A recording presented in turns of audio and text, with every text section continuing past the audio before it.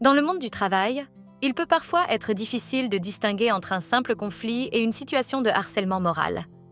Pourtant, ces deux notions se distinguent, leur traitement et leurs conséquences également.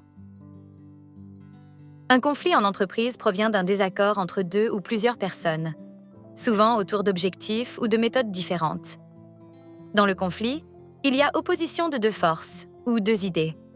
Il est ponctuel et peut être résolu par le dialogue, la médiation, la régulation managériale ou une intervention externe. Selon la définition, le conflit implique une opposition d'idées ou d'intérêts, mais ne vise pas à détruire ou à nuire.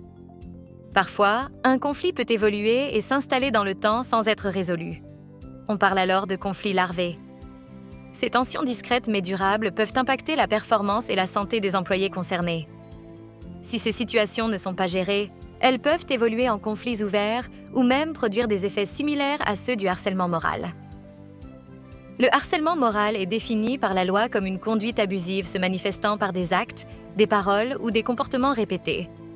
Ces agissements ont pour objet ou pour effet de dégrader les conditions de travail de la victime, ce qui pourrait entraîner une atteinte à sa dignité, une dégradation de sa santé physique ou mentale, voire une compromission de son avenir professionnel.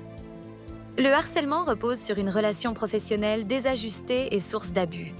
Il peut comporter une véritable intention de nuire. Dans ce cas, il n'y a pas d'opposition mais une réaction, c'est-à-dire une réponse émotionnelle, physique ou comportementale à une situation subie.